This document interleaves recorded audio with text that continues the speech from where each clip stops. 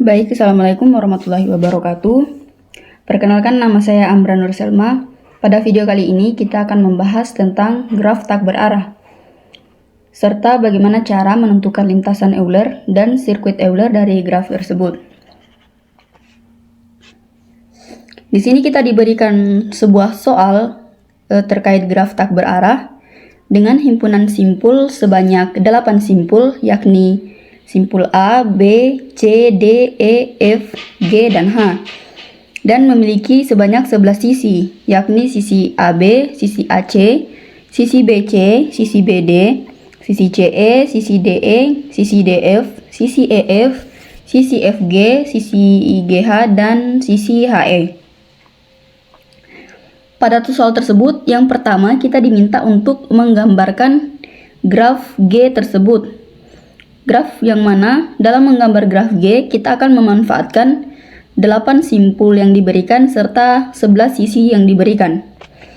Langkah kedua, kita diminta untuk menentukan apakah graf tersebut memiliki lintasan Euler, sirkuit Euler, atau tidak memiliki keduanya. Setelah itu yang ketiga, jika graf tersebut memiliki lintasan, maka kita disuruh untuk menunjukkannya. Terus yang keempat, kita diminta untuk menjelaskan alasan berdasarkan derajat simpul dan keterhubungan dari graf tersebut. Oke, kita akan mulai pada langkah pertama, yang mana pada perintah pertama kita disuruh untuk menggambarkan graf G. Dari soal kita diberikan 8 simpul dan 11 sisi untuk graf yang akan kita gambar. Nah, di sini saya akan membuat simpul-simpulnya terlebih dahulu. Saya akan membuat 8 simpul atau 8 titik. Aduh, salah.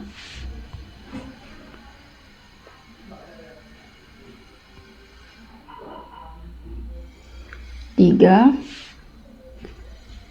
4,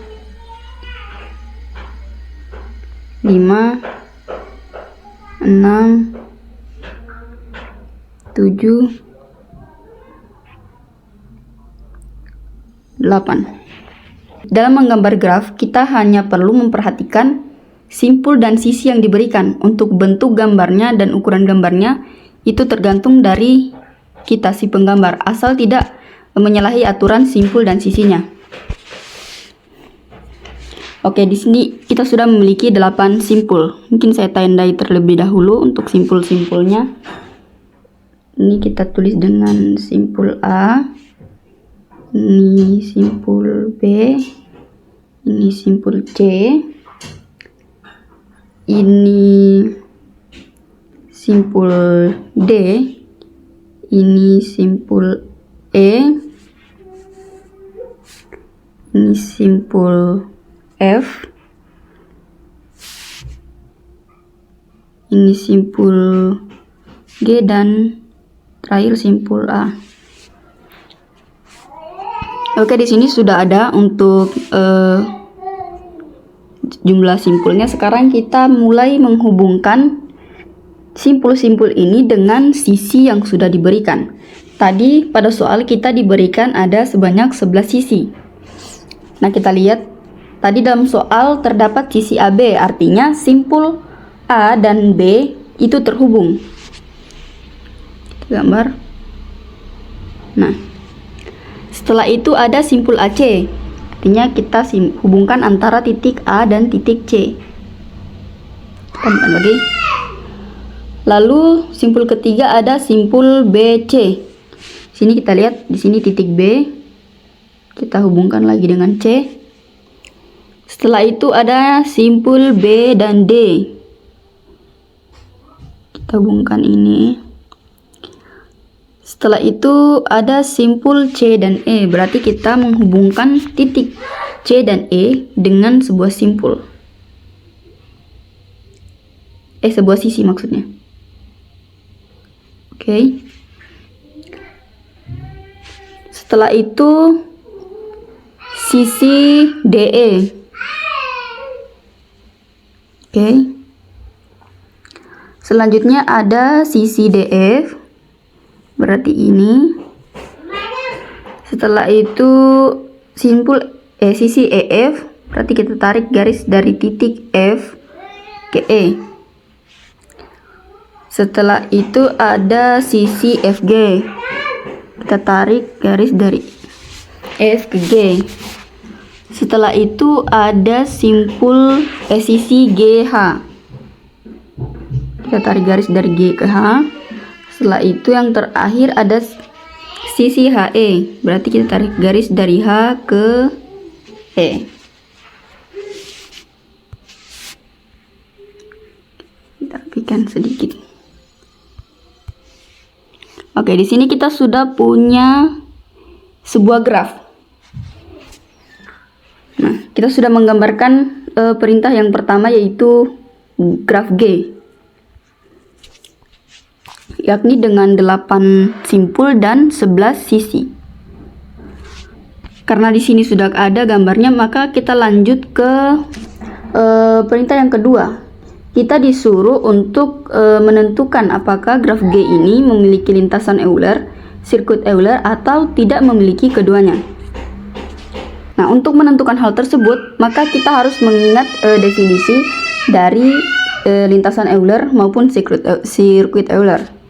Nah, definisi dari sirkuit Euler. Nah, sirkuit Euler itu merupakan lintasan yang dimulai dan berakhir pada simpul yang sama dan melewati setiap sisi tepat satu kali. Dengan syarat semua simpul harus memiliki derajat genap. Terus untuk lintasan Euler, definisi dari lintasan Euler ialah lintasan yang melewati setiap sisi tepat satu kali, tetapi tidak harus kembali ke titik awal. Dengan syarat harus terdapat dua simpul yang berderajat ganjil dan lainnya genap. Oke, maka berarti untuk menentukan apakah graf ini memiliki lintasan Euler, sirkuit Euler, maka berarti yang pertama yang akan kita lakukan adalah menghitung derajat dari graf ini. Nah, derajat itu derajat dalam graf yang dimaksud ini adalah derajat simpul, di mana derajat simpul dalam graf itu adalah jumlah sisi yang terhubung ke simpul tersebut. Mungkin bisa kita langsung pada gambarnya agar lebih jelas lagi. Sini kita mulai dari simpul A terlebih dahulu. Di sini kita lihat simpul A ini dia itu terhubung dengan simpul apa saja. Pada gambar yang sudah kita buat terlihat bahwa simpul A ini terhubung dengan simpul B dan simpul C. Nih, simpul B dan simpul C. Ini artinya bahwa simpul A ini memiliki dua derajat simpul karena dia terhubung dengan dua simpul, yaitu simpul B dan simpul C. Selanjutnya kita lihat yang simpul B.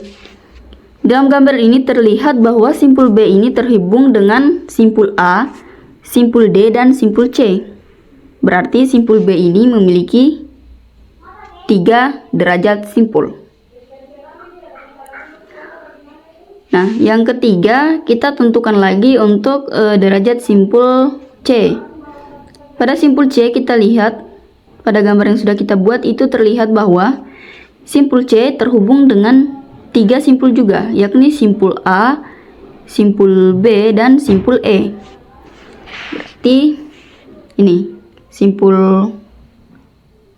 ini A ke B, B ke C, C ke E. Berarti dia memiliki A ke C, C ke A, C ke B, dan C ke E. Berarti dia memiliki 3 derajat simpul. Selanjutnya pada simpul D. Di simpul D kita lihat dia terhubung dengan simpul D terhubung dengan simpul B, terhubung juga dengan simpul E, dan terhubung dengan simpul F. Artinya simpul D ini memiliki 3 derajat simpul. Selanjutnya untuk simpul F. Sini terlihat simpul E. Di sini terlihat bahwa simpul E terhubung dengan tentunya simpul D, simpul C, terus simpul F, dan simpul H. Nah, berarti untuk simpul E, dia memiliki sebanyak 1, 2, 3, 4 derajat simpul.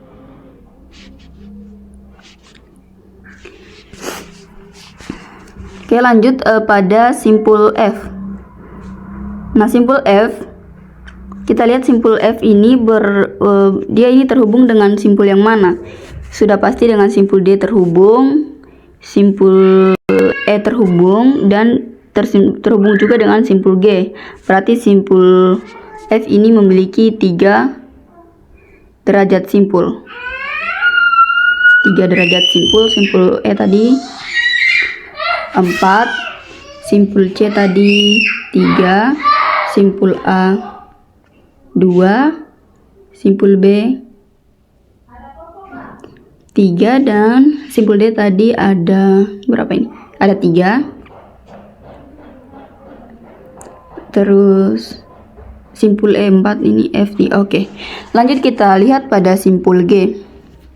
Simpul G terhubung dengan ini sudah pasti dengan F dan H. Berarti G memiliki 2 derajat simpul. Setelah itu simpul H terhubung dengan 2 juga sama, 2 derajat simpul. Untuk lebih jelasnya mungkin bisa dilihat pada tabel yang sudah saya lampirkan.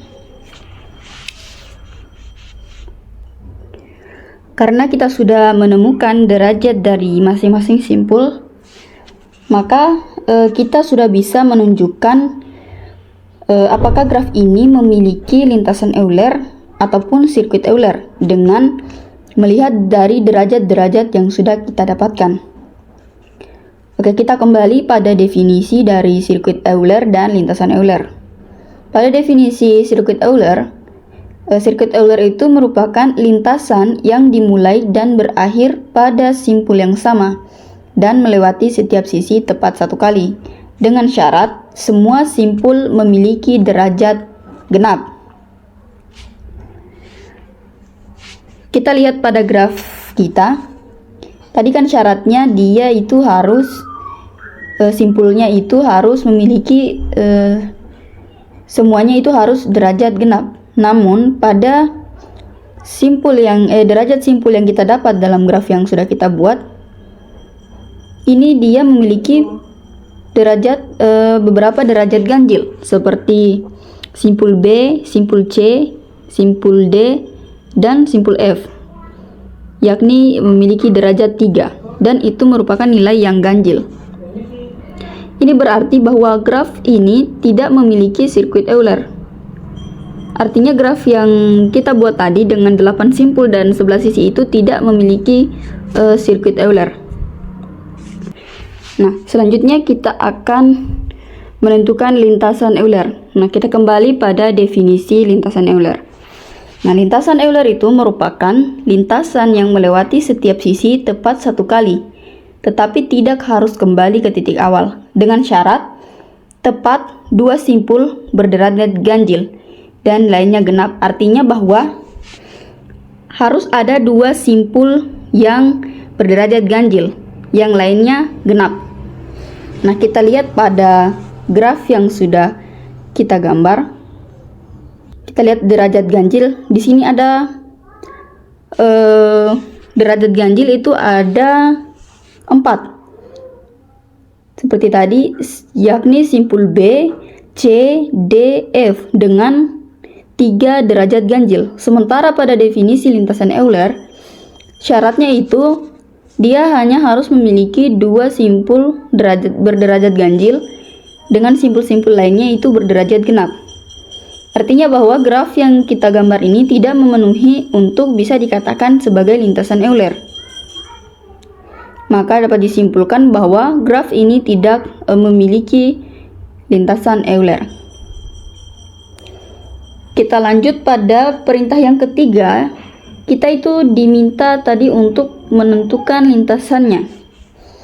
Nah, karena pada perintah nomor 2, yakni menentukan apakah graf ini memiliki lintasan Euler dan sirkuit Euler, hasilnya itu tidak ada sama sekali lintasan Euler dan sirkuit Euler, maka kita tidak bisa menunjukkan lintasannya.